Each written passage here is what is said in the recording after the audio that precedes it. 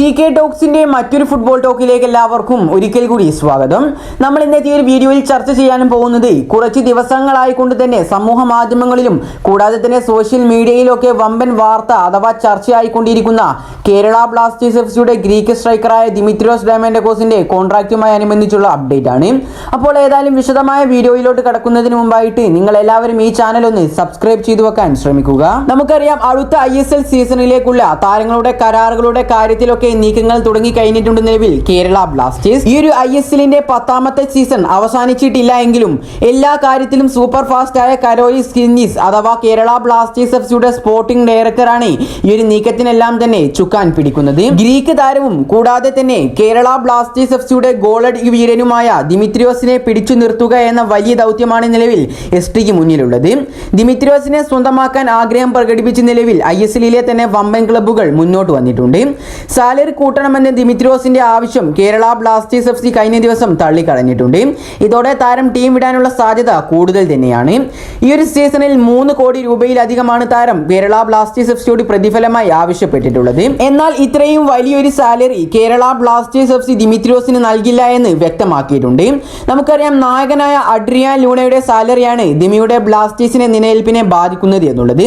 Kerala Blasters എഫ്സിയിൽ ഏറ്റവും കൂടുതൽ salary വാങ്ങിക്കൊണ്ടിരിക്കുന്ന ഒരു താരമാണ് നിലവിൽ അഡ്രിയാൻ ലൂണ. അതുകൊണ്ട് തന്നെ അഡ്രിയാൻ ലൂണയേക്കാൾ കൂടുതൽ സാലറി മറ്റൊരു താരത്തിനും നൽകാൻ കേരള ബ്ലാസ്റ്റേഴ്സിന് കഴിയുകയില്ല.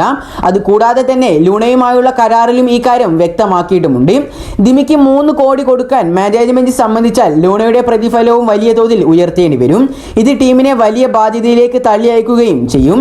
ഇപ്പോൾ തന്നെ വലിയ സാമ്പത്തിക പ്രതിസന്ധി നേരിട്ടുകൊണ്ടിരിക്കുകയാണ് ബ്ലാസ്റ്റേഴ്സ്. നമുക്കറിയാം കഴിഞ്ഞ ISLലെ 9ാമത്തെ സീസണിലെ ഇറങ്ങിപ്പോക്കിനെ തുടർന്നുള്ള സംഭവത്തിൽ ഓൾ ഇന്ത്യ ഫുട്ബോൾ ഫെഡറേഷന് വിധി ശിക്ഷ 4 കോടിയിലധികം രൂപ തന്നെ നിലവിൽ കേരള ബ്ലാസ്റ്റേഴ്സ് എഫ്സി അടിക്കേണ്ടതുണ്ട്. അതുകൂടാതെ തന്നെ കേരള ബ്ലാസ്റ്റേഴ്സ് എഫ്സിക്ക് മുന്നിൽ ഏറ്റവും കൂടുതൽ വലിയൊരു ബാധ്യതയായി മുന്നിലുള്ളത് ഇപ്പോൾ സ്പോൺസർഷിപ്പ് തന്നെയാണ്. നമുക്കറിയാം ബ്ലാസ്റ്റേഴ്സിന്റെ പ്രധാന സ്പോൺസർ ആയിരുന്നു ബൈജൂസ് എന്നത്. ഏതായാലും ഈ ഒരു സീസൺ അവസാനത്തോടു കൂടി അവർ ബ്ലാസ്റ്റേഴ്സുമായുള്ള കരാർ അവസാനിപ്പിക്കുകയാണ്. അതുകൊണ്ട് തന്നെ അടുത്ത സീസണിൽ അഥവാ അടുത്ത ISLന്റെ 11ാമത്തെ സീസണിൽ കേരള ബ്ലാസ്റ്റേഴ്സ് സാമ്പത്തികമായി വലിയ വെല്ലുവിളി തന്നെയാണ് നേരിടേണ്ടതുള്ളത്. ഏതായാലും നിലവിലെ സ്പോർട്സ് ക്യൂവിന്റെ റിപ്പോർട്ടുകൾ പ്രകാരം തന്നെ ഒന്നെങ്കിൽ ദിമിത്രിയോസ് അല്ലെങ്കിൽ ലൂണ എങ്ങനെയാണ് അവർ പറഞ്ഞിട്ടുള്ളത്.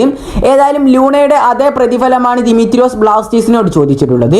പക്ഷെ ആ ഒരു പ്രതിഫലം കേരള ബ്ലാസ്റ്റേഴ്സ് എഫ്സി നൽകില്ല എന്നും പറഞ്ഞിട്ടുണ്ട്. ഏതായാലും ദിമിത്രിയോസിന്റെ ട്രാൻസ്ഫറുമായി അനുബന്ധിച്ചുള്ള കൂടുതൽ വിവരങ്ങൾ വരും ദിവസങ്ങളിൽ പുറത്തേക്ക് വരുമെന്നാണ് നമ്മൾ പ്രതീക്ഷിക്കുന്നത്. കൂടാതെ ഈ ഒരു സാമ്പത്തിക പ്രതിസന്ധി കേരള ബ്ലാസ്റ്റേഴ്സിനെ അപേക്ഷിച്ച് മാത്രമല്ലതല്ല അടുത്ത ISLിലെ സീസണിൽ ഒരുപാട് ക്ലബ്ബുകളിൽ നമുക്ക് സാമ്പത്തിക പ്രതിസന്ധി കാണാൻ സാധിക്കുന്നതാണ്. ഏറ്റവും പ്രധാനമായിട്ട് പറയേണ്ടത് ഹൈദരാബാദ് എഫ്സി തന്നെയാണ്. ഏതായാലും അഡ്രിയാൻ ലൂണയാണോ അല്ലെങ്കിൽ ഗ്രീക്ക് സ്ട്രൈക്കറായ ദിമിത്രിയോസ് ഡയമൻഡക്കോസ് ആണോ കേരള ബ്ലാസ്റ്റേഴ്സ് എഫ്സിയിൽ തുടരേണ്ടത് എന്ന് നിങ്ങളുടെ അഭിപ്രായങ്ങളെല്ലാം നിങ്ങൾ താഴെ കമന്റായി രേഖപ്പെടുത്തുക. ഏതായാലും ഈ ഒരു വീഡിയോ അവസാനിപ്പിക്കുന്നതിന് മുമ്പായിട്ട് നമ്മുടെ ഈ ചാനലിന്റെ 28 ദിവസത്തെ കണക്കെടുത്ത് നോക്കുകയാണെങ്കിൽ നിങ്ങളിൽ വീഡിയോ കണ്ടുപോകുന്ന 88% ആളുകളും ഇപ്പോഴും ഈ ചാനൽ സബ്സ്ക്രൈബ് ചെയ്തിട്ടില്ല. അതുകൊണ്ട് ഇതുപോലുള്ള കൂടുതൽ ബ്ലാസ്റ്റേഴ്സ് ISL അപ്ഡേറ്റുകൾ ലഭിക്കുവാൻ വേണ്ടി ഈ ചാനൽ ഒന്ന് എല്ലാവരും സബ്സ്ക്രൈബ് ചെയ്തു വെക്കാൻ ശ്രമിക്കുക. അപ്പോൾ അടുത്തൊരു ISL ബ്ലാസ്റ്റേഴ്സ് അപ്ഡേറ്റുമായി വീണ്ടും വരാം. Good bye.